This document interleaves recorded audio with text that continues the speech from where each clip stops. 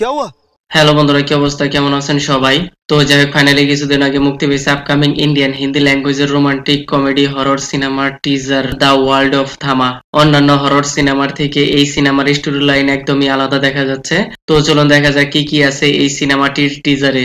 এই সিনেমাটি Medog horror comedy ইউনিভার্সের পঞ্চম ফিল্ম। এই ইউনিভার্সটি স্ত্রী অ্যান্ড স্ত্রী টু সিনেমাটির জন্য অনেক ফেমাস। কেউ কি এই সিরিজের যতগুলো সিনেমা এসেছে সবগুলোই বক্স অফিস কালেকশন একদমই হাই রেকর্ড রয়েছে। আর সেই ইউনিভার্সের নিউ সিনেমা টিজার চলে এসেছে দ্য ওয়ার্ল্ড অফ থামা। রেগুলার হরর সিনেমার থেকে একটু ভিন্ন রকম ভ্যাম্পায়ার স্টোরি লাইন দেখতে পাওয়া যাচ্ছে অ্যান্ড তার সাথে রোমান্টিক সিনও। সিনেমার টিজার যেভাবে প্রেজেন্টেশন করা হয়েছে মোটামুটি গুজবাম ফিল হচ্ছে। আর এই টিজার দেখে থোড়া বহুত আইডিয়া করা যায় কি হতে পারে সিনেমার স্টোরি লাইনে, যেখানে রাশমিকা মান্দানা অ্যান্ড আয়ুষ্মান খুরানা দুইজনকে ভ্যাম্পায়ারের রোলে দেখতে পাওয়া যাবে এবং তাদের মধ্যে 6 সাল পুরনো রিশতা যা একে অপরকে ছাড়া থাকা অসম্ভব।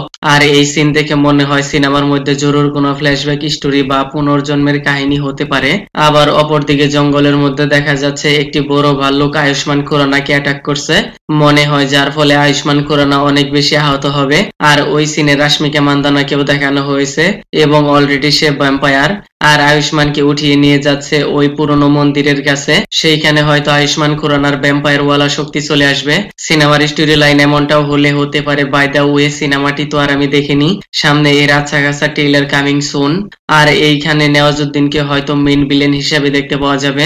আর তার ডায়লগে বলা হয়েছে 75 বছর ধরে কোনো রোমান্স দেখেনি, মনে হয় তিনি হয়তো কোথাও বন্দী ছিল। যেহেতু এটি একটি ভ্যাম্পায়ার বেসিস কন্টেন্ট, তাই সিনেমার মধ্যে 80% সিন অন্ধকারের মধ্যেই দেখা যাবে। আর টিজারেও তেমন একটা সানলাইট দেখতে পাওয়া যায়নি। এরকম সিনেমা আমরা হলিউডে দেখেছি, লেকিন বলিউডে এই প্রথম ভ্যাম্পায়ার টপিক। তো অডিয়েন্স কিভাবে নিবে আর সিনেমার মেকার্স কিভাবে প্রেজেন্টেশন করবে তাই বেশি ইম্পর্টেন্ট। আর সিনেমার মধ্যে পরেশ রাওয়ালকেও দেখতে পাওয়া যাবে।